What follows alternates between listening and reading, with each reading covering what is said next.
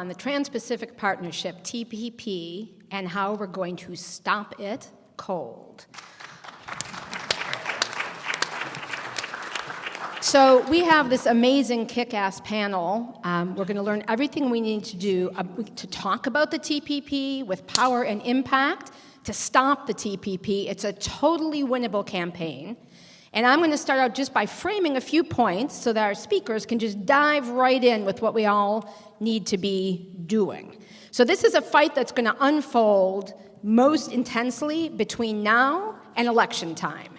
So for folks who think that we only need to focus on the election to try and defend our democracy and make sure we have good jobs, good wages, a clean environment, this one is going to cook our goose if it gets put into place. The number one thing to think about the TPP is it's not really about trade. The decision about TPP is going to be one of the most impactful policy and political decisions. With respect to corporate power, are the people who live with the decisions making the decisions? Are we going to be able to have a clean environment, safe food, good jobs? These are all issues that are about the TPP. It's not about trade. So the punchline is there are 30 chapters in TPP. 6 of them have anything to do with trade. The other ones, it's a brand. Free trade agreement's a brand. All smart people are supposed to be for that. It is being used Trojan horse style to try and put through a totally different agenda. So all these things in red are things we're all campaigning on, we're all working on, to say nothing of how these intersect with human rights, LGBTQ rights, a whole set of GMO labeling, a whole set of other issues. This is what this agreement is about. The way to think about the TPP is not trade, and we don't want to talk about it as trade, as we're going to hear from Stan Greenberg. This is a slow-motion coup d'etat. Fundamentally, it's a threat to democracy. We have rules negotiated behind closed doors, no exaggeration, 600 official U.S. corporate advisors, public, press, Congress, locked out. Number 2, every signatory government has to make all of its domestic state, local, and federal laws meet the rules in the TPP, which, as we all saw, has nothing to do with trade.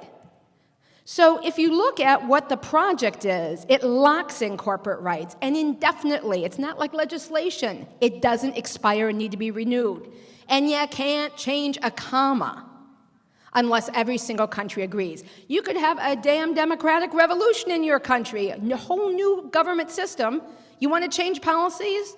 Good luck. TPP is corporate cement up to your ankles, locking you into a losing position. So the way to think about this, when you think, oh, I don't work on trade. Hell, we don't work on trade. Public Citizen didn't work on trade. We worked on democracy, food safety, economic equality. And we realized that we were getting dragged butt first into the trade fight because that's where the corporations were taking the fight that they couldn't win in democracy to get it done behind closed doors. So it is a rollback of what we achieved and a halt on future progress. And there is nothing more damning about that than the investor-state dispute resolution system. That is at the heart of the TPP. Not trade, corporate rights. And why are we not exaggerating? Because this, ISDS, is what is at the heart of TPP. It is a set of rules that literally elevates individual corporations to equal power with entire nation states. It gives rights for multinational corporations to have acquisition of land, water companies, and operate any way they want, not following rules, and then get unlimited taxpayer compensation by going to 3 corporate attorneys meeting in secret to attack a government, demand our cash if they think domestic laws or actions undermine their new TPP granted rights. It is not just cash for what they say they lost, but any expected future profits they claim they could have got but for the law. It does not matter if that law has passed the U.S. Supreme Court, if it's been passed by Congress referendum. It goes around U.S. courts, the corporations have new rights, doesn't apply to U.S. companies, they get better rights, and there's no limit on how much these 3 corporate attorneys can make us taxpayers pay individual corporations for having to meet our laws. And there is no outside appeal. There's been an epidemic of these cases, so it's a real serious problem. Used to be 50 of them in the first 20 years. There's more than 50 a year. And if TPP and the European agreement went into effect, there would literally be tens of thousands of more companies who could use this against us. So the way to think about this is TPP as a Trojan horse corporate attack. Corporate-infested diplomatic legislating is imposing policies that have been rejected through democracy. So as we will hear from our panel, it's an enormous threat to everything we care about climate and the survival of the planet. Food safety and informed consumption, privacy and big content, what Disney and everyone are up to undermining internet freedom, jobs, wages, development of our domestic economy, the banksters getting themselves deregulated again, human rights and other LGBTQ rights, labor rights, and finally, higher medicine prices. If you work on any of those issues and a whole slew of others, TPP is your fight. Because everything you've accomplished is going to get undone through these new corporate powers, and what you want to do in the future is going to be an illegal trade barrier and forbidden. So I want to just close by saying our trade mess is not inevitable, and we have won time and time again. The WTO-CIO protests, there is no WTO expansion. People power did that. The free trade of the Americas, ever heard about that? That was NAFTA on steroids for 30 countries. Hell no, that got tanked by activism. Multilateral agreement on investment, free trade agreements, a bunch of other countries. Not only can we do this, but this is how we do this. And our panelists are all going to speak to this. But I want to close by framing this in folks' heads. This is a winnable fight, and this is how it's done. Two parallel tiers. One, targeted legislative campaign, mainly in the House of Representatives. Think about the math from 1 year ago today. Fast track passes by 5 votes. 50 Republicans said no, plus there were 2 no's that didn't vote. 158 Democrats said no, plus there were 2 Democrats who didn't vote. You add up that math, 5 votes switch sides, no fast track, no TPP. So what do we need to do? We need to get to those 28 Democrats in the House of Representatives who said yes. How do we get them back? And there are a handful of people, literally less than a handful, who are a little squishy. Got to make sure they stay with the program. There are already a block of Republicans who are for fast track who are now against TPP. The math is on our side. The president talks about having a lame duck vote after the election, when the fired and the retired come back in the maximum moment of unaccountability. They will only do that if they can count the votes to go. If we can make sure that we pick up some of those 28 Democrats and we keep working Republicans, because this is a transpartisan issue. Everyone's seen what it looks like. Stan's going to tell us more about it. We can make sure they can't have the votes to bring it up. They will not bring it up unless they have the votes. And by in advance excusing our congressional colleagues, let me just say they have nothing to do with this.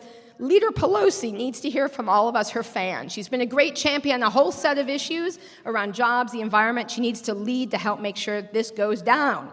Digital campaigning on national targets and decision makers. We need to do targeted digital campaigning.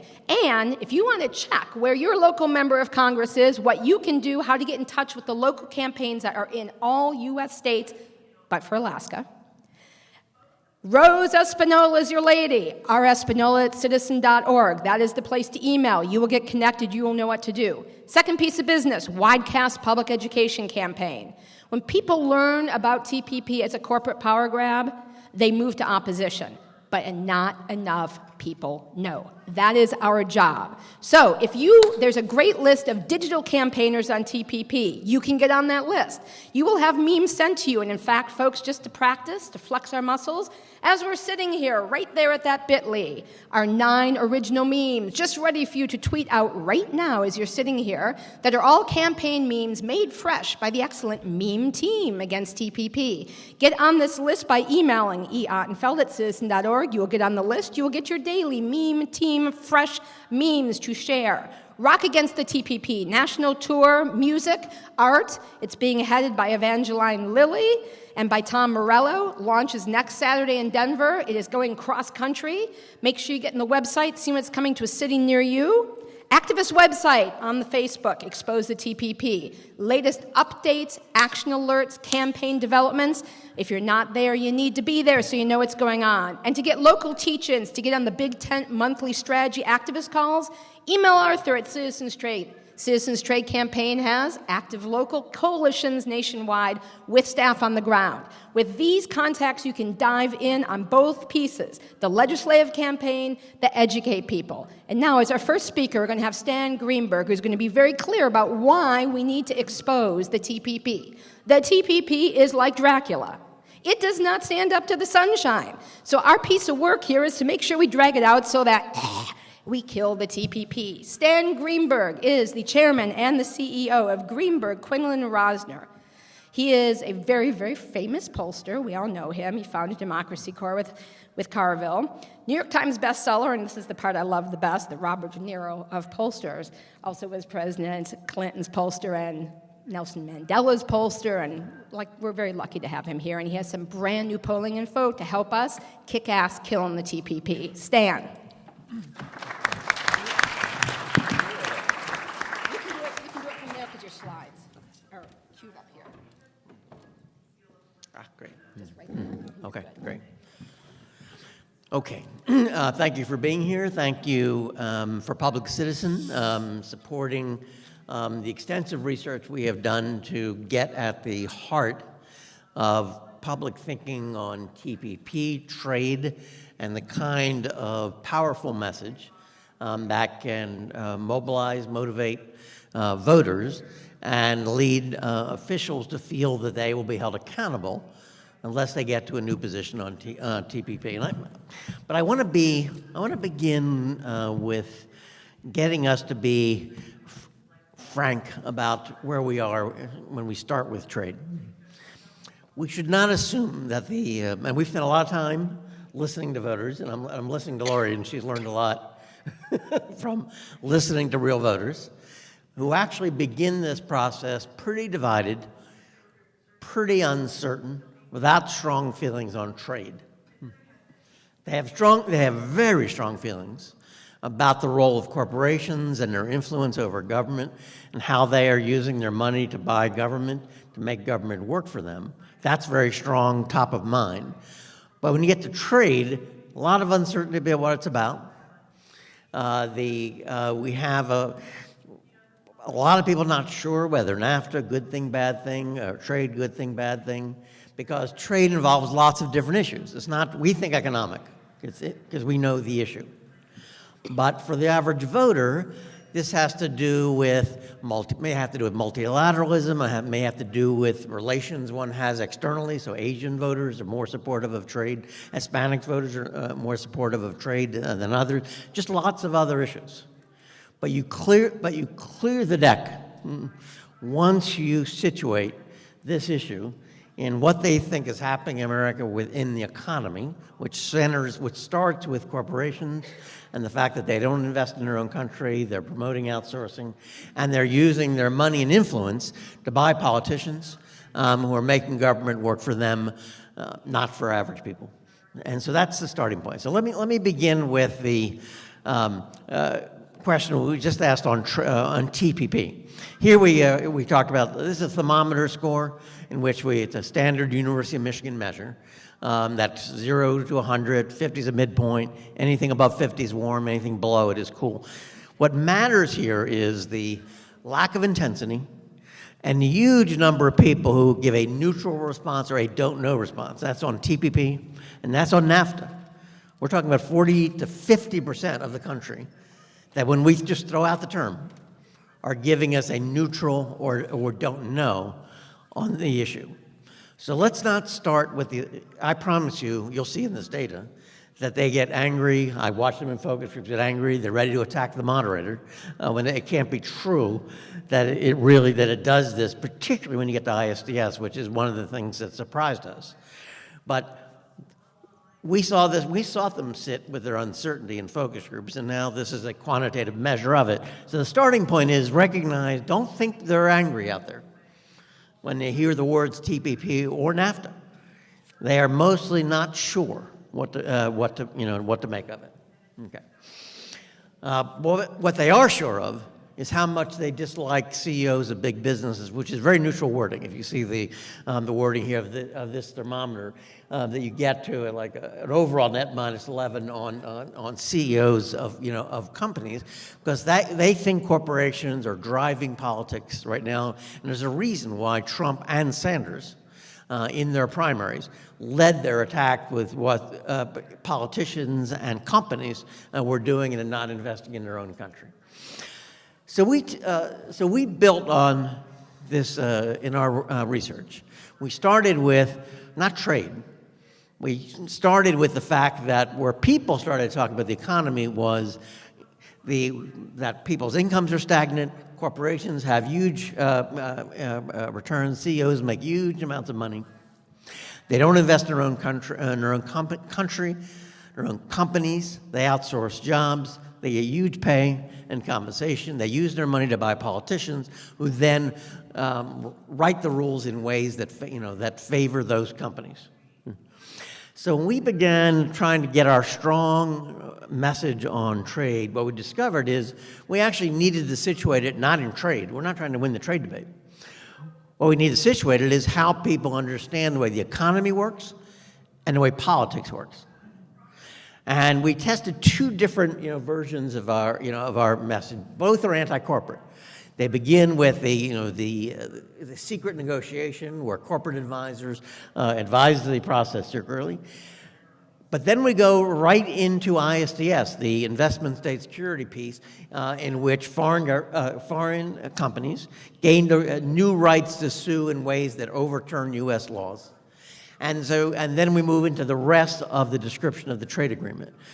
What you'll see at the end of the day is that the attack that totally focuses on its corporate, the corporate influence that created it, goes to ISDS because that's where the corporate rights are expanded. That's what angers them the most.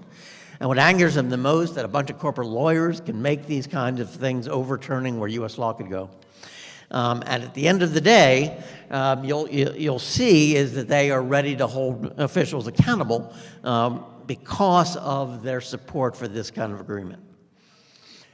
We tested the pro-TPP argument, and I want to be frank about it. We introduced this as, I'm going to read you what President Obama, some Republican leaders, and major American businesses who support the agreement say, because those are the voices that are speaking on the issue. What you see is that it's dramatically lower. The arguments in favor of TPP score dramatically lower with much less intensity. Intensity, by the way, is critical. Intensity is almost everything because people begin with a lot of uncertainty, and whether they're going to vote on it, whether they're going to mobilize on it, is whether they get angry that this is just unacceptable. We do something called a regression model, in which we try to predict at the end of this whether they will punish a member of Congress who votes for TPP. And what we do is we control for everything: demographics, party, all other statements in the survey, and say what is the independent effect, of that message statement on being willing to punish a member of Congress. What you see here at the right here is that the anti-TPP statement, which talks about ISDS, is the one that really drives accountability. It's the expanded rights that foreign corporations get, is the heart of it, is where the emotion is, what really gets them to say somebody should pay a price for supporting this kind of agreement. We tested the arguments, a whole range of arguments against TPP. And obviously this is available from this slide deck. It's also available in a memo that Public Citizen is circulating, which shows what are the strongest arguments. And what you see is that at the top of this is food safety, but then it immediately goes to ISDS lawyers. The fact that there's 3 lawyers that make these kinds of decisions, they're corporate. We describe them as corporate lawyers because it's part of this overall narrative that is dominated by the expanded role of corporations and their influences. Also, lowering wages are important as well. But when you look at the different segments of the electorate, food safety is right at the top, but ISDS lawyers right with it. Again, ISDS lawyers and food safety are at the top of all parties. So if you're going to 2 attacks on this, and you can see the wording in this, you can see the wording on food. The U.S. currently rejects significant portion of food imports from TPP countries like Vietnam and Malaysia as unsafe, but TPP would require us accepted food imports that do not meet U.S. safety standards. TPP will allow foreign corporations to sue the U.S. government in private tribunals, courts run by 3 corporate lawyers who rotate between judging these cases and representing corporations, which is a conflict of interest, and there's no outside appeal. What we concluded from this is the more you talk about, you have to have a corporate lead-in, and the more you talk about ISDS and the role of the corporations and corporate lawyers, the more people turn against. At the end of the survey, we re-asked whether, after they've heard the arguments, and we've had an equal amount of arguments on both sides, what you see is a dramatic shift in 2 things: opposition to TPP, but also you see a huge drop in people who don't know, and you see a huge increase in intensity. If you look at Republicans, you get 60% who are strongly opposed. You get 1/3 of Democrats who were strongly opposed, 2/3 of independents. So there's an intense opposition and great drop in don't know as a result of people hearing our corporate attack against it. Again, this is an equal measure. They held the exact same number of arguments in favor of it. The overall statement were the same length, but there's a huge effect of educating people about TPP beginning, with its corporate piece. And what happens is you get a big shift in the working class vote. You deepen the opposition with working class voters, and also shift college women, or the group that is most supportive of TPP at the end. When you ask people what is about the ISDS that bothers them the most, this system makes it safer and cheaper for corporations to move American jobs overseas. So what happens with this corporate entry, people upset about the private corporate lobbying to produce this agreement, making ISDS the center of it, giving foreign corporations that kind of power, but the effect of it is a jobs effect. The effect of it is that it encourages companies to move jobs overseas, which is obviously what people were most upset about. When you ask people open-endedly, what words come to mind, this is about American corporations, even though it's the power of foreign corporations that have been enhanced by this. This is about the imbalance, people being crowded out, corporations getting huge amount of role, and lawyers playing a huge part in it. End of the day, again, when we look at what drives opposition to ISDS, it is that overall message statement which has ISDS at the heart of it, and this is just reminding of the message that we have here. This is the message that produced that kind of huge impact, and it is comfortable. I promise you, people are out of their seats when they hear about it. This is an election, I think, is a unique moment because you have a Republican presidential candidate who is opposed to TPP and trade in general, and so you have strong opposition amongst Republicans. It gets more intense when they hear our critique. But this message also has the ability to drive independence, and particularly if the Democratic presidential candidate is giving voice to this kind of message. The platform already has come out against ISDS, and so this is a moment where we can move an electorate. Don't assume they're with us in intensity and understanding of this agreement, but they move very quickly once it's put into this kind of corporate frame with this kind of exposure of the role and its impact on jobs. Thank you. Thank you very much, Stan. So my colleague Matt's about to start circulating sign-up lists. It has you're supposed to indicate what list you want to get onto. And as Bill Spriggs, our next speaker, is heading up, I'm going to give you some of his information and credentials. And a little bit there about Bill. You can see, economist, former chair of Howard University's economics department, lead economist at the AFL, AFL-CIO. Folks, sign up on those sign-up lists, please. And also, there are some copies of my slides and of Stan's memo up here, printed versions, but also they are available online, and you can find out where on our website. Bill Spriggs, please. Thank you very much. And so let me be real quick. So let's break this down. If you are for this because it's just about trade, let's be clear. If it's just on trade, the measure from the administration, how much will we gain if this goes through from trade? Their measure is that it would not be 1%, it wouldn't even be 0.5% of GDP. So I'm going to give you a little secret about us economists, because you always hear these numbers thrown around, gross domestic product, like we know how to measure this sort of thing.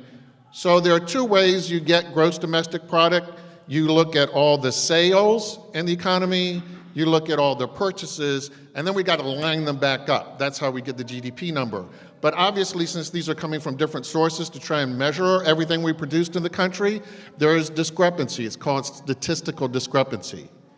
The statistical discrepancy and how we measure GDP is bigger than the gain that they're claiming you're going to get from trade. So let me break this down into simple English. That means you could not tell that it happened. That's what this is going to get you. The benefit is something I couldn't even tell you it happened. That's how small this is. So you go, well, if it's so small, I don't even know it happened. Why are we lobbying so we can get something we don't even know it happened? Here's why. Because this is not about trade.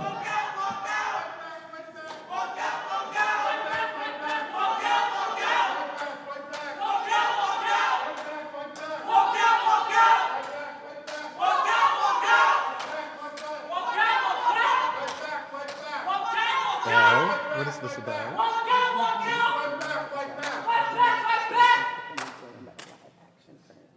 Okay, well, we're going to do the live action, but we're going to do our education. Can we finish our education and walk out with you and join your live action? Because your live action is really important and we really need to be there. I'm with you.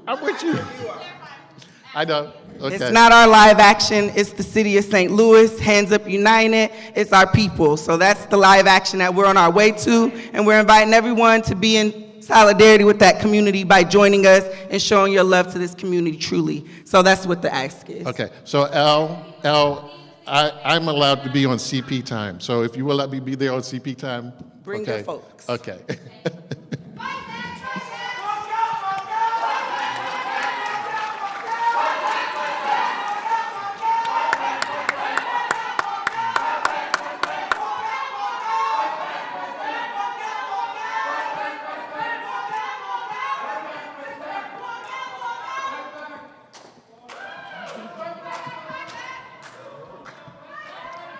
So please, this is important, but that's important too. So please let us get our message to you, but then please join them.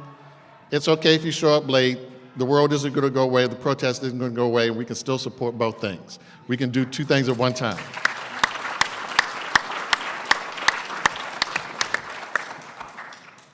So why are we doing all this if it's about nothing? Because this rewrites corporate rules. Now, when they say that, oh, we care about labor, understand what the ISDS really does, because what this does is it says that corporate rules and corporate protection of investment is international. So that my corporate laws must go with me when I go. But notice, no other law goes with them. No environmental law, no labor law, no human rights law, no other law goes with them. Just the law that protects their investment. This is not about free trade, because if it's free, then you don't have protections. Free is, let's not have protections. But this is to protect one group and no other group. Let's understand what is unique about the ISDS. There is no, absolutely, positively no international tribunal that the United States law recognizes. If you violate human rights, like a Saddam Hussein, you go to the International Human Rights Tribunal. The United States does not recognize that tribunal. You cannot bring an American citizen to that tribunal. If an American soldier commits a war act, you cannot take them to an international tribunal. We do not recognize that tribunal. We have our Constitution with our laws and our representatives who pass that law, and we have our court, the United States Supreme Court, that is supreme in interpreting our laws, and if you want to sue one of us, then you must go through that court system. We don't care about international human rights. We don't care about international war crimes, none of that. We don't recognize it because the United States Constitution is inviolate, and the United States Supreme Court is the sole and only interpreter of United States law, except if you're a corporation. Then it's not that you have to appeal to the United States Supreme Court. You get your own court, your own personal court. Now imagine you have a traffic ticket. This is unfair. I'm just trying to go to work. I'm just trying to do my job. And you're going to give me a ticket. I'm going to lose all my wages fighting this ticket. Why do I have to go to the St. Louis County Court? I should have the Bill Spriggs Court. This law hurts me. So I need a court to adjudicate on having hurt Bill Spriggs. The rest of y'all go to county court. You appeal to the state Supreme Court of Missouri. You go to the U.S. Supreme Court. Me, I got my own court. Thank you. This is how absurd this is. Now, what are we protecting? I made an investment in this country. They changed the rules. That hurt my profit. And community after community in the United States, we make investments, tax abatements, money to community colleges to train workers in order to make corporations profitable. Individuals make investments in skills where they think they will have a lifetime to reap that investment. You can take that company, ship it anywhere you want. Do I get a court that can regain my county tax dollars? Do I get a court that can get my state the money back for the community college investment? Do I, as a worker, get a court that can get me back my lost investment in the skill that I acquired? Do I get a court? No! Because I don't have 600 lobbyists sitting in a secret room negotiating protections for me.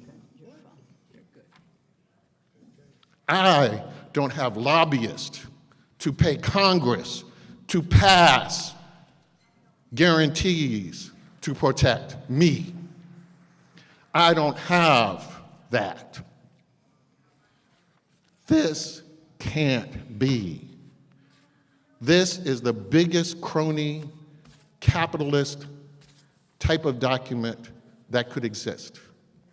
It is confusing because after you read 300 pages, your eyes glaze over and you cannot see all the little ornaments stuck in these agreements, each one to write a protection for one of those 600 lobbyists. Each one of them gets one little sentence and you go, if this is a free trade agreement, why is there this special language about the patent of a drug that's invented before 1996, but it goes on longer? And you go, That's one company got their gift, got their crony capitalism gift to protect them. And then they got a court to back it up. This is why labor stands against this. This must be done democratically. This must be done out in the open. It can't be that 600 corporate lobbyists can read something you can't read. Congressman Ellison can't read it. Congresswoman DeLauro can't read it, but 600 corporate lobbyists can read it. The 600 corporate lobbyists aren't going to vote on it. They're going to spend all their money trying to bribe votes, but they don't get to vote on it. But the people we have to vote on it can't read it. You know it smells. You know it smells. It can't be about trade because you don't get anything from the trade. It has to be about the something else, and the something else is the corporate greed that robs American workers. Thank you, Bill. Woohoo! That's the best economist speech I've ever heard on trade.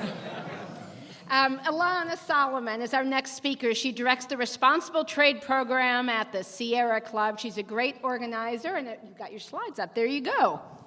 Great. Well, thank you, everyone, for joining us today. Again, my name is Ilana, and I'm going to be talking about how the TPP, the very broad rights that we've been talking about that it offers to multinational corporations, will threaten our ability to address the climate crisis. And then I'm going to get back to what all of you can do about it. I'm going to start with a little bit of big picture, and that is that there is a fundamental conflict between our work to fight climate change, to protect communities and our environment, and between our current model of corporate-driven trade and particularly the Trans-Pacific Partnership. We know that in order to avoid catastrophic climate change, people around the country and the world are working to keep the vast majority of fossil fuels in the ground. We're working to ramp up to 100% clean energy, and that's going to involve strong government action and mandates and subsidies and tax credits and boosting manufacturing here at home. It's also going to mean starting to produce and use products, again, from our food to our energy, closer to our home, rooted in our communities. And all of this is threatened by our current corporate-driven model of trade, and more specifically, by the Trans-Pacific Partnership. So that's the bad news. The good news, and we started talking about this at the beginning, is that we are at an absolutely historic moment right now. And if we can ramp up our mobilization, ramp up our education, ramp up our outreach, I feel incredibly confident that we actually can stop the TPP. And then, equally important, is open up space for a new model of trade that actually puts protection of communities and workers and the environment above the profits of multinational corporations. So we've been talking a lot about these 600 corporate advisors, and because I'm, again, going to be talking about climate and energy, I wanted to share a screenshot. This is of the U.S. Trade Representative. That's the part of our government that negotiates trade agreements like the TPP, and this is their Energy Advisory Committee. They have lots of different committees, and this is Energy Advisory. And I'm not sure why I put red arrows next to some of them, because the theme is pretty clear. On the Energy Advisory Committee are institutions, companies like the Nuclear Energy Institute, Halliburton, Chevron, General Electric, and more. You don't see the Sierra Club, you don't see any of our allies, Natural Resources Defense Council or others. And then it becomes really clear to see why the rules of the agreement are there to benefit fossil fuel firms, polluters, and will harm our climate when we understand who is involved in shaping the rules. Okay, investor-state dispute settlement. We've been talking about this a lot today, so I'm not going to go into great detail. I just want to share a few quick examples. Again, we know what this is now. Corporations are giving incredibly broad rights. The right to sue a government in a private trade tribunal if they believe a law or policy violates one of the broad rights. So this system has existed for several decades. It would be expanded in the Trans-Pacific Partnership, and it has already empowered more than 700 cases, corporations to lost more than 700 cases against more than 100 governments. And while many government policies are at risk, from protections to workers and public health and consumer rights, environmental policies have been a favorite target of corporations. And in fact, half of the new cases launched in 2014 have stemmed from investments in power generation, mining, oil and gas extraction. and have included challenges to a fracking moratorium in Quebec, a nuclear energy phase-out in Germany, an environmental panel's decision to reject a mining project in Canada. And I also want to acknowledge that I know that all of us in the room might not agree on issues that I'm talking about around fossil fuels and fracking or nuclear energy, but I hope that we can all agree that these decisions should be decided in democratic spaces and not in corporate private tribunals. Give a quick example about how this has become incredibly personal this year, the system of corporate rights.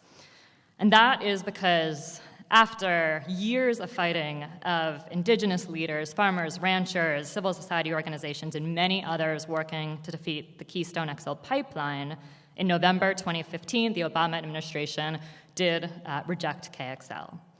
Just months later, TransCanada, the company behind the pipeline, used rules in the North American Free Trade Agreement to file its investor state case against the United States. This just happened. $15 billion against the US government over the rejection of the pipeline. That's about $100 on average from each individual tax return. So again, no matter what you think about the KXL pipeline, I think it is incredibly problematic that TransCanada is able to put American taxpayers on the hook for a government decision. I'll also just note again that this is sort of the tip of the iceberg of what we could expect to see if the TPP were to come into force. And the TPP would empower about 9,000 new firms for the first time ever operating in the United States, including major polluters, to challenge US climate policies in private trade tribunals. And it is not just, I should say, US government policies that are at risk. It would also empower more than 19,000 US firms to challenge the policies of our TPP countries. So a little bit more what's at risk, just to give you an example: efforts to stop fracking. Communities, environmental organizations, members of the public all over the country, and in fact the world, have been fighting against oil and gas fracking in states from California to Pennsylvania to Colorado. The TPP would nearly double the number of fracking firms in the United States that could launch cases, challenges against any new restrictions on fracking. Same goes for offshore drilling. To avoid another repeat of BP's disastrous 2010 oil spill and Shell's ill-fated attempts to drill in the Arctic, coastal communities, activist organizations have been calling to halt new offshore drilling and to cancel existing leases. And yet the TPP would empower oil and gas firms with nearly 1 million acres worth of offshore drilling leases in the Gulf of the United States alone to undermine efforts to restrict offshore drilling. So let's get back to the good news and the resistance. Once again, we have an unprecedented moment right now to stop trade deals like the TPP and to build support for something new. We have probably the biggest civil society coalition in history that's been opposing the TPP. We have millions of members of the public that are speaking out against this toxic deal. Both presidential candidates responding to the public sentiments of both the left and the right are opposed to it. Hundreds of city council resolutions have been passed, and the deal remains incredibly controversial in Congress. And yet, getting this deal passed after the election, before the next administration, is one of the #1 priorities of the Chamber of Commerce and, quite frankly, the White House.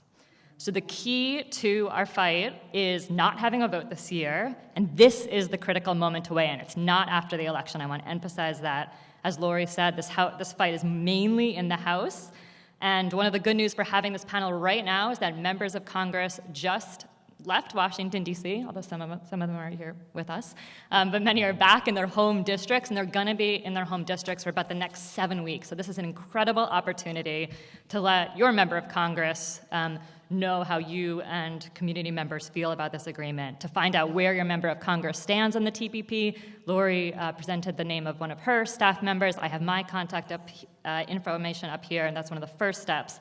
Just a few quick things that you can do to engage in this 7-week period. These are really simple. 1, set up a meeting with your member of Congress. It's really important for your members to hear where you are. We can help identify other partners and activists fighting the TPP in your home districts. Let us know and put in your requests early, because sometimes they can take a little while to get set up.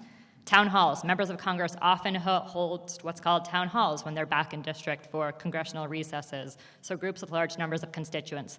Get a group of people together, hold your anti-TPP signs, hand out information when people are walking in the rooms, and ask your members of Congress tough questions about how they stand on the TPP. Organize an event outside of your member of Congress's office or in the districts. We just had an amazing, beautiful event in Tacoma, Washington, the district of 2 Washington members, Heck and Kilmer, with hundreds of people, diverse organizations coming together to show their opposition to the agreement, and it was a beautiful thing. Lori mentioned the Rock Against the TPP concert tour, Tom Morello, other musicians, actresses. It's coming to Denver, San Diego, Seattle, Portland, San Francisco, Boston, possibly other cities. So if you're in one of those cities and want more information, let us know. And then I'll just end education. One of the biggest challenges we have is that the agreement was conducted in such secrecy and now not enough people know about it. So we have presentations you can use, we have talking points that you can use. The key is to get the word out, to shed light on this harmful agreement, to get engaged, get mobilized, and we can put the TPP to rest once and for all. Thank you very much. Thank you, Ilana. Great job, Ilana. Thank you very much. Some very direct marching orders there. Our next speaker has been leading the inside operation. So we're all the outside operation. We got to do our heavy lifting. Congresswoman Rosa DeLauro has been leading the inside operation with great colleagues like Congressman Keith Ellison and a band of others. Now, if these two were typical of what's going on in Congress, we all could focus on some other business. But sadly, it is not the case. So Congresswoman DeLauro is going to give us a little bit of her perspective on some of the issues, also some sense from the inside, given she's the one with her team of like-minded members, our champions, who've been wrangling their colleagues, some of whom dive into the restroom when they see them coming at this point, because the number one thing they ask is, so what are you thinking about the TPP? We're going to hear from our champion, Congresswoman Rosa DeLauro from Connecticut. Thank you so much, Lori. Thank you. My God, I am really delighted to be here. Thank you. What a great crowd here today. I really am excited about being with you and being with Lori and with Bill and Ilana, Stan Greenberg, and my dear friend and my co-conspirator, Keith Ellison. So, and all of you here, I just say a thank you to you because it is about your commitment. It is about your dedication. It is about your advocacy that allows us and gives us the strength and the energy to be able to make the fight. And it is a fight which we are going to win. Woo! You've heard my colleagues here today talk about what the TPP is and what it isn't. The dirty little secret in Washington about the Trans-Pacific Partnership is that it is not actually about trade. This is an agreement designed to promote the interests of multinational corporations, American corporations, and industries at the expense of working families and at the expense of our jobs. Rejecting the TPP is a critical part of reclaiming the power of the middle class to write the rules of the economy. The TPP has been fashioned, as you've heard, by corporate advisors who creates an agreement where foreign corporations can overturn our laws, which were created to protect the American people. It encourages companies to create jobs overseas, and that is why it is unacceptable. If TPP passes, it will allow foreign corporations to sue our government. You've heard from Ilana earlier this year, TransCanada, the company behind Keystone XL, brought a suit under NAFTA for $15 billion in damages after the Obama administration rejected the pipeline because of climate change. And TPP would further empower foreign interests to undermine our food safety laws. Let me mention this to you because it's an area in which I have spent a lot of time and my energy over the years. An example, country of origin labeling on meat products. I worked hard in a bipartisan way in 2008 in the Farm Bill to get in country of origin labeling so that people will know where their meat products come from. Canada and Mexico challenged our laws. They continued to go to the WTO and continue to challenge us there. We lost time after time after time, and we lost the final appeal last year. Interestingly enough, what happened as a result of that? The Congress of the United States repealed country of origin labeling. We totally reversed what we had passed in 2008 because we believed it was good for the American people. That has now been repealed. Tip of the iceberg, as Ilana pointed out. Unaccountable foreign investors must not be allowed to write our laws. They were not elected. But this problem will explode under TPP. The number of foreign companies eligible to sue the American government will effectively double. These are the kinds of loopholes introduced in an agreement that was designed by corporate lobbyists. Where are the purportedly high standards that the administration claims are in the TPP? As they claim, the most progressive trade agreement in our history. Gold standard. Yes. The United States knows monopolies are bad for consumers. If you read the current platform that was just put together, the Democratic platform, it talks about condemning monopolies. But the TPP would institutionalize monopoly protections, this time for patents that would benefit big drug firms. And when that happens, it is the poor and the sick who will suffer while drug executives benefit. I'm also outraged, again, food safety in this agreement. Just to pass the TPP, foreign interests can force us to lower our standards, as I mentioned in country of origin labeling, and endanger American children and their families. Let me go further. Less than 2% of shrimp imports to the United States are inspected by the Food and Drug Administration.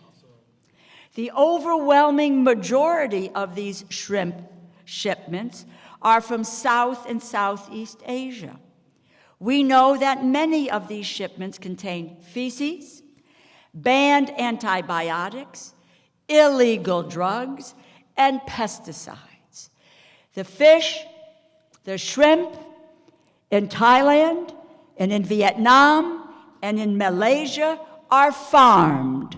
What does that mean? That means that they swim in their own waste.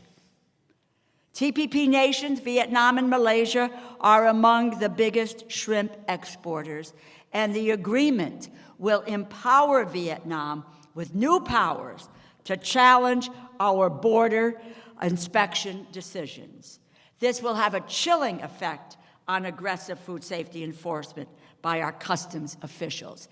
In the TPP agreement right now, it includes new language on border inspections. It allows exporters to challenge our border inspection procedures. It allows exporters to challenge specific detentions at the border for food safety problems. On the issue of shrimp, my friends, as I've told my family and my friends, you may love it, you may like it, find out where it is coming from and don't buy it from Malaysia or from Vietnam. Just don't do it. Go to the Gulf and get your shrimp. Thank you. is my timekeeper here. On top of that, we are currently embroiled in a fight with Vietnam over catfish inspection, which has bled into the Congress. Members on the Congress are caving to pressure from Vietnamese, the catfish industry, to lower our standards, let filthy catfish fall through the regulatory checks. Recent study by university researchers revealed that 100% of tested catfish farms in Vietnam tested positive for banned antibiotics. Within days of implementing stronger catfish inspection standards this year, on May 3rd, the U.S. Department of Agriculture rejected 40,000 pounds of catfish at our border and later recalled another 26,000 pounds for banned carcinogens. That's to say nothing of the backdoor TPP creates for unregulated Chinese goods to enter the United States through TPP countries. You should know that Vietnam is now taking us to the WTO, joined by China, and challenging our inspection of catfish. For those who want to say that this has no bearing on our laws and unraveling our laws, they are misrepresenting the facts. Either that or they haven't read the agreement. Let me be clear, none of us are opposed to trade, but we are firm in our conviction that trade agreements must focus on growing U.S. jobs, raising wages, and that starts with being able to change who participates in this process, to bring light to the issue. Most Americans were shut out of the process. Labor groups, human rights organizations, food advocates, faith groups, LGBT advocates, members of Congress were hardly consulted.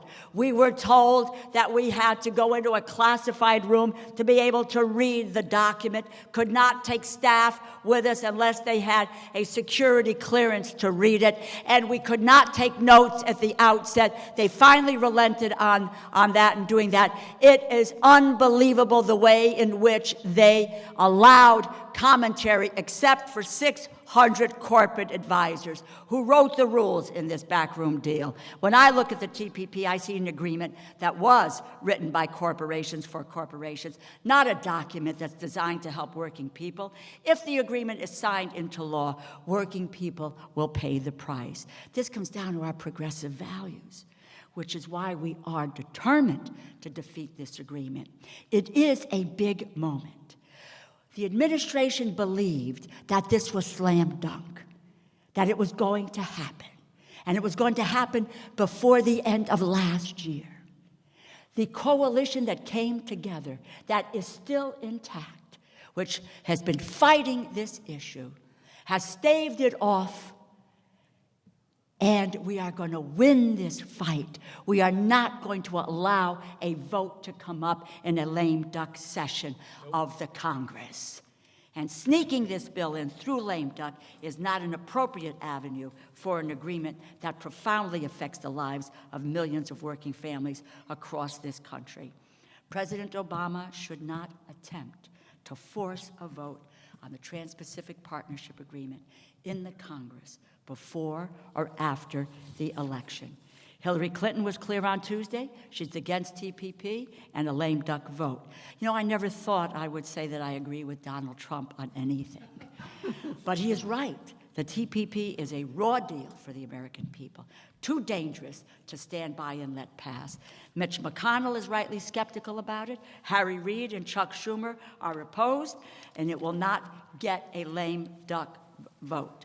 I just to quote this to you because I think this is critically important.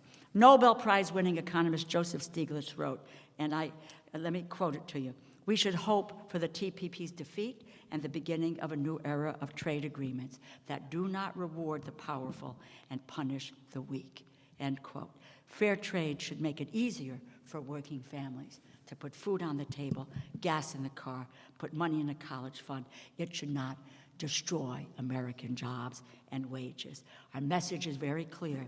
It has not changed. TPP is a boon for the wealthy and big business, an assault on working families, and a lame duck vote to join the Trans-Pacific Partnership would tilt the balance. We need to get the message out there. That's where you are so vital to this process. You know, Congress is an institution that responds to external pressure. We need you to make as much noise as possible, organized in your communities. Let the members of Congress and the administration know that we are going to fight and continue to fight, and that's what you're going to do. Ilana talked about meeting with members, meet in their district offices. I know when my district office calls me in Washington and say, we have 25 people out here, then we know we've got something that we have to pay attention to.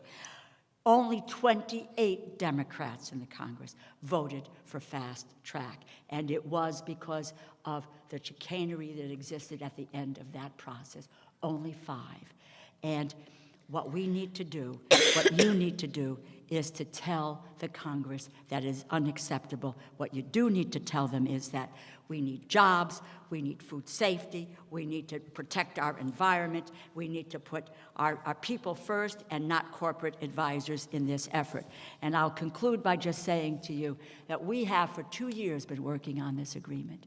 Internally, members of Congress, for the entire fast track debate, of the 188 Democrats in the House of Representatives, 160 never moved off the dime. And we continue to be prepared to make sure that this agreement doesn't come to a vote under lame duck, and to end and to kill the Trans-Pacific Partnership Agreement. Thank you very, very much. Thank you very much, Congresswoman DeLauro. So it's our business to make sure it can't come up for a vote, and we are now honored to have Congressman Keith Ellison to give us some more insights about what we all need to do to make what Congresswoman DeLauro says needs to be the reality. Congressman Ellison, co-sponsor of the Progressive Caucus, Democrat from Minnesota, rock star of Netroots Nation. He's a guy who doesn't need introduction. What should we be doing? Thanks a lot, Lori. Congressman Keith Ellison. Timing is really important here. I know that we have reason to be confident, but we should act like we're like 5 points behind on this thing. As soon as the election is completed, they are going to go on a full court press. This is their last chance. I mean, the incoming candidates, both Hillary Clinton and Trump, have taken positions against it. Therefore, they know that if they have any shot, it is going to be in that period of time after the election. That's why we have to be most alive. And you've already heard it. We should have forums in the district. We should have action on Capitol Hill. I think somebody even mentioned that we might have, when Congress comes back after the election, we maybe should consider having a rally then to welcome them as they come in. No TPP. But we need to think of everything we can do to put maximum pressure and make it most difficult for the Congress to pass this thing if the president pushes it. And I'm going to tell you this, the president's going to pull out the stops. I got a feeling there's going to be some rides on Air Force One and some promises for fundraising. I mean, you know, I'm just saying, I believe that there's going to be a lot of persuasion going on, and we've got to have the political pressure to resist that kind of temptation, because it's going to be very, very strong. Let me say that it's okay to be a very firm supporter of President Obama and believe in President Obama and like him a lot, and still be 100% adamantly opposed to TPP. It's all right. You don't have to pick. It's not like he's all bad because he's for this. But this thing is all bad. People have asked me, why does he support it? I actually don't know. I mean, 2/3 of all House Democrats voted against NAFTA. A full 85% voted against the Trade Promotion Authority. The Democratic Party is all but adamantly against TPP. And this is an important point, because it's important to understand what happened at the Platform Committee. There is no pro-TPP language in the platform.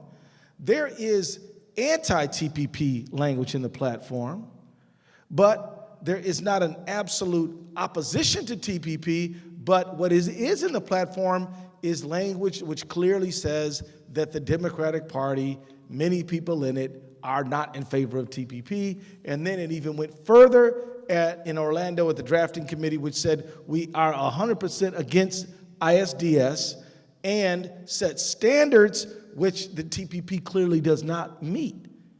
So what I'm telling you is that the Democratic platform is not in favor of TPP, although there is no explicit rejection of it, which I would have preferred. Everything but that is in there. You understand what I'm saying? So don't be under the impression that the Democratic Party is in favor of TPP. The Democratic Party is not in favor of TPP, which raises questions as to why the president is in favor of TPP. So let me just say, it is time to be very, very busy. I don't want to talk too long because so much good things have been said. Let me point out just a few things that I think points that need to be made. One is, if you want to know how the investor-state thing works, just realize this. A little country of about 4 million people in South America called Uruguay did some wonderful things to try to protect people from cigarette smoking. As a result of that, Philip Morris sued them in one of these investor-state tribunals and fought them tooth and nail. And the basis for the lawsuit was the anti-smoking measures of Uruguay undervalued the cigarette manufacturers' trademarks. Now, protected people from cancer, trying to stop kids from smoking, you get sued for that. This is how these investor-state things really, really work. Now, some people will say, well, eventually Uruguay was able to prevail over Philip Morris. Well, only with the help of some billionaires like Michael Bloomberg. I mean, not that they weren't right, but you got to have the money to fight that lawsuit too. And so this is an example of how it works. Also, in 1993, there was another investor-state resolution. There was a company called Metaclad sued Mexico because it adopted an ecological decree converting a landfill to a natural reserve, trying to return dirty, messed up land by industry to a good ecological use. They got sued for about $15 million and had to pay up. Egypt got sued for increasing their minimum wage. Canada got sued because they were concerned about the dangers of fracking in the city of Quebec. And there was an explosion that they reacted to. I mention these things because I want you to know that this investor-state stuff is an affront to sovereignty, and it is definitely something that we all have to oppose. And we have the chance to unite on the left and the right to oppose it. And so if you have some people in your community who are politically conservative, do not walk past them as you try to build a coalition to fight TPP. And I've said to a few of them, you guys won't even let us pass a budget. You won't even let us keep the government open, but all of a sudden you want to vote for Obama's trade bill? Hypocrisy. But many of them are standing up and saying we're going to be there when the time comes to oppose TPP. Let me just also mention this to you, is that one of the big problems we have is regarding human trafficking. Not only is the food inspection problem, which both Lori and Rosa talked about so well, a problem. The food inspection thing is absolutely a problem. Here's another problem. How much do you think those people gathering that shrimp out in Vietnam are earning? Try nothing. They're slaves. Human trafficking. Oh, Malaysia too. One of the world's leading human traffickers was considered a level 3 human trafficker, meaning that they were just slaving people more than leading the world in human trafficking. They were upgraded to a level 2 so that they could be a participant in the TPP. So the food is not being inspected, and the workers who work it are not being paid, and their human rights are being violated. Do you want cheap shrimp at the expense of someone else's human rights? Personally, I do not. So let me just wrap up by saying this. They've told us this is the most progressive trade agreement. Bill made clear this is not really a trade agreement. It is a system of corporate governance. And we need to find the right language to actually capture it, because I don't like using the word trade. But I will say this. They will say that it's the most progressive. Of course, the bar is extremely low. You know, one of the trade agreements that we have had the chance to deal with is the Colombia Free Trade Agreement. As you know, Colombia has more displaced people than any other country in the world besides Syria, because of the recurring war over the course of 50 years. They were shooting more trade unionists in the head in Colombia than anywhere in the world. Now, you should know that when they inked this Colombia Free Trade Agreement, many of us voted against it, as we also do. They were promising us, oh, we're going to improve labor standards. This is going to improve labor standards. Well, I've been down to Colombia twice, and we have a Colombia Free Trade Agreement monitoring group. And according to both the UAW, not the UAW, but the AFL-CIO and the Colombia Free Trade Unionists, they have filed a complaint because of failure to comply with the Labor Action Plan promises that were made when the Colombia Free Trade Agreement was passed. Am I right about this, Bill?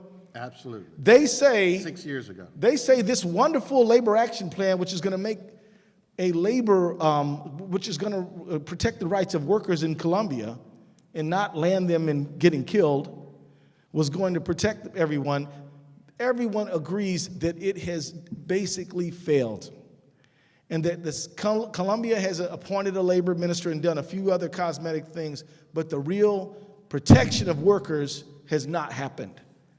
So I'm going to tell you something else about this TPP. They're going to promise everyone the moon. Am I right about that? They're going to promise. They're going to say, oh, we'll do it. And then they're not going to do it. Enforceability has been a problem with all of these trade agreements. There's absolutely no reason that we should believe that it's going to be enforced now. And again, when they had us in that little room and we had to leave our staff out and leave our books out and leave our writing materials, then we can go in a room with 3 staff from the administration, sit there and read, and you know we all are triple booked every single day, every single hour. So we're trying to read this document as we're trying to figure out what our next meeting's supposed to be. We can't even speak about what's going on, nor as opposed to, let alone get good advice on what it all really means. And so you should know that this thing is absolutely something you should oppose. It does not mean that Obama's not a good person or a good president. I'm so proud of voting for the Affordable Care Act, so proud of voting for the Lilly Ledbetter Fair Pay Act, so proud of voting for the CFPB. There's a lot of things that I will applaud Obama for. This is not one of them, and it doesn't mean that he's not a good president. It means that he's wrong 100% on this.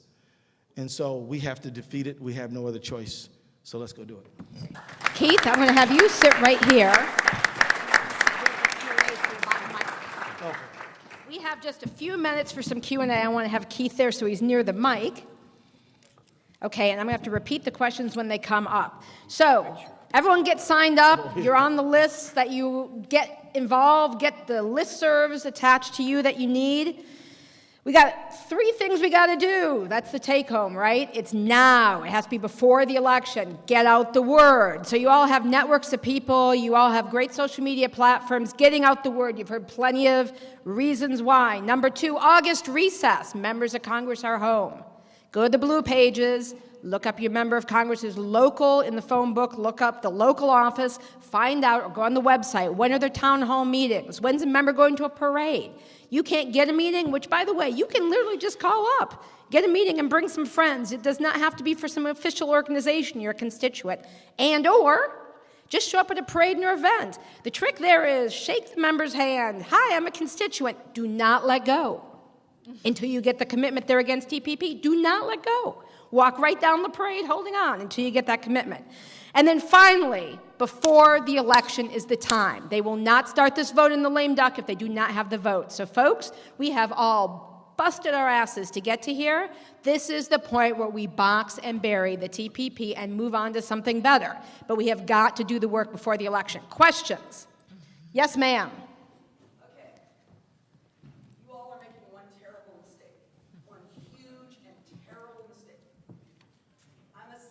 Well, first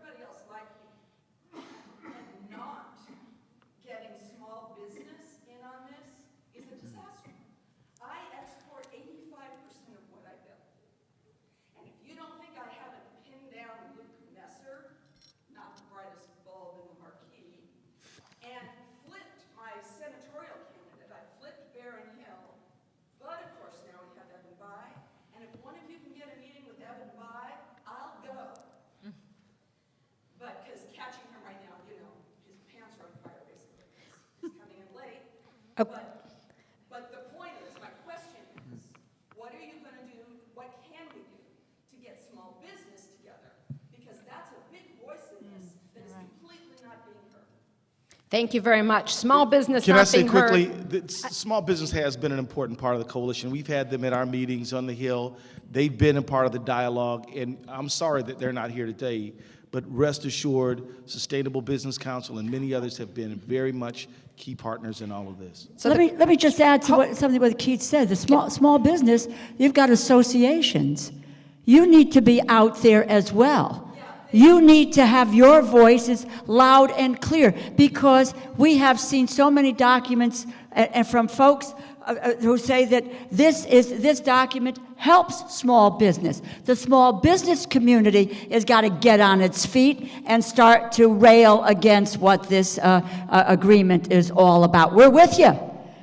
So we've just heard some great answers, just so everyone knew what the question was. The question was the small business being lumped in with the big businesses, given they're going to be losers under TPP, how do we get them with the program? And what I was just going to say is Main Street Alliance, Sustainable Business Association, American Alliance for Manufacturing, 3 groups doing great stuff on this right now. For you to hook in, see me afterwards, I will connect you. Yes, sir.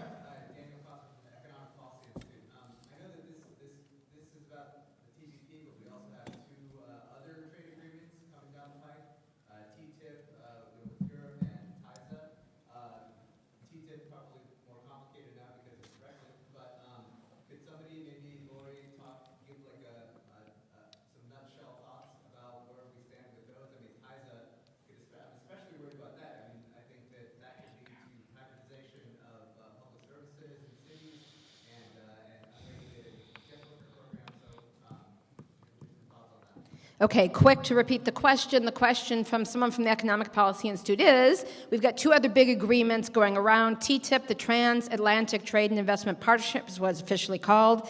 TISA, Trade in Services Agreement. And what the hell are we going to do about those? What are those? So TTIP is like TPP, and that at the heart of it is investor state.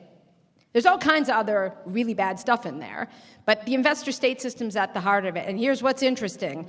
In a country a lot like ours, Germany, you got little old ladies talking in coffee shops smack about investor state. So we got some business to do to get our folks at the same level of education that you have someone's Oma over a strudel going on warpath over the TTIP. That just shows us what we all can do. They may just bring down the TTIP over investor state in Germany. That thing is limping along on like one pinky toe. TISA, the services agreement, really scary. You're spot on right. It's an agreement that has the worst of the mining guys, the energy guys, Wall Street. It's a services deregulation agreement.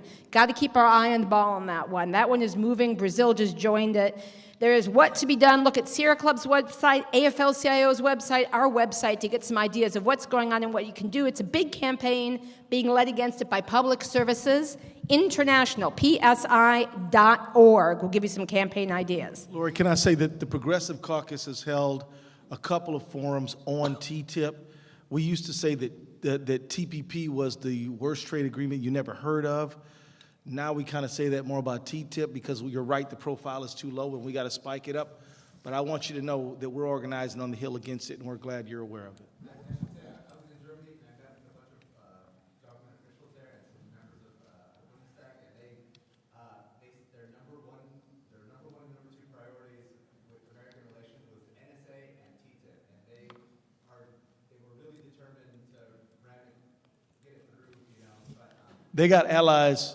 Well, let me tell you, German trade unionists were on the Hill, and their number one thing is to defeat TTIP.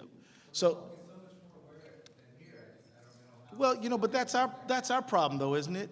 I mean, one thing I dream of the day when progressives will stop saying things like nobody's doing this or nobody, and when we'll start saying we have the responsibility to educate each other. And by the way, did you know? And let me share this with you.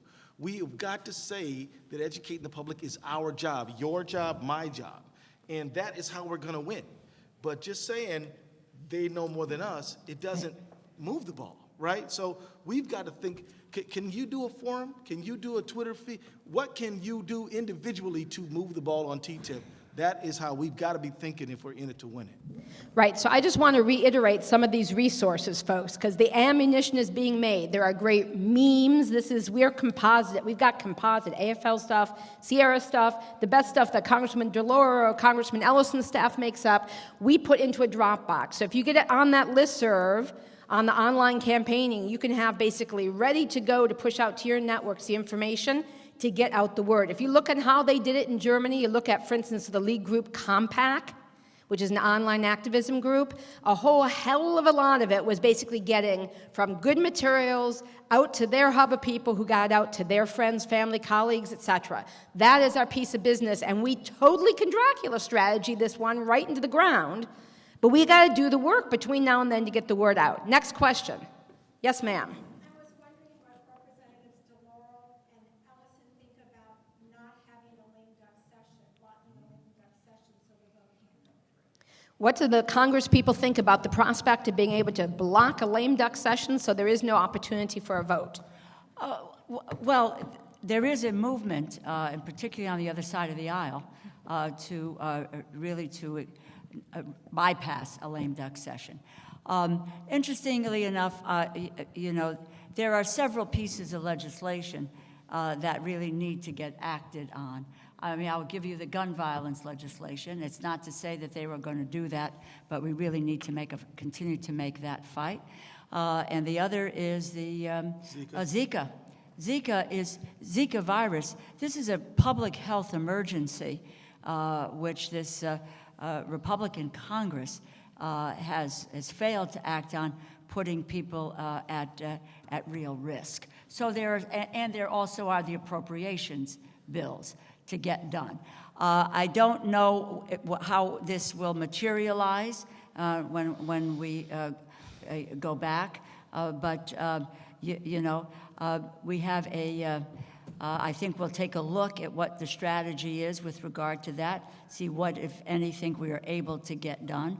And Lori points out, and Keith will point out, the issue is the votes. There's a small universe here, and we just need to continue to pile away to make sure that we have the votes. And I will tell you that we work every week at this in terms of whipping this effort, and it's a good thing. And they will not bring it up if the votes are not there. Our job is to make sure that the votes are not there, and we need to be in concert with all of you and you with us to make sure that there are no votes, because then if that's the case, then we can work on some other things that really do need to see the light of day, like gun violence legislation and Zika. Okay, I'm going to give the last word to Congressman Ellison because sadly we have to leave the room. However, we can regroup out there and continue the conversation for folks who don't have to split. Let me just say one thing on that question. We cannot control if there is a lame duck vote unless someone's planted something into Speaker Ryan's brain that they need to talk to us about. However, we can control if there is a TPP vote. Because if they don't have close to 218 votes when it's time to decide, they have a no vote. So that's why we have to make sure we get everyone out as no's. Congressman Ellison. I just want to start with your question. The level of creativity in this room and across this country is exactly what we must leverage. Your idea is intriguing to me because my thought is, if we can't get a guarantee of a vote on Zika and a gun vote, why the hell should we agree to? I mean, if we're not going to get nothing out of it, maybe we should go call up the Republicans. Now, we don't know that yet, but your idea is a good one, and it is in line with the idea that everybody in this room is thinking something that is important to this dialogue: small business, connecting with our foreign partners in Germany or in Europe or in Colombia or Vietnam. And I think that if we will all take personal and individual responsibility to bring what we have to the table to defeat this thing, then we're going to win. But we have to cooperate, we have to communicate, we have to work, we have to act. And if we do these things, we will defeat TPP and we will set the tone for the next one and the next one and the next one. We are fighting for more than what's in front of us right now. That's all I want to say. Hear, hear. Folks, we got to let the next panel in. Anyone who wants to continue the discussion right outside the door, I will be there. I'll have the materials there. We can keep going for a little bit more. Thank you all very much. Let's clear out quick for the next gang. Thanks so much. Thanks a lot, man. Oh, yeah, I do. that's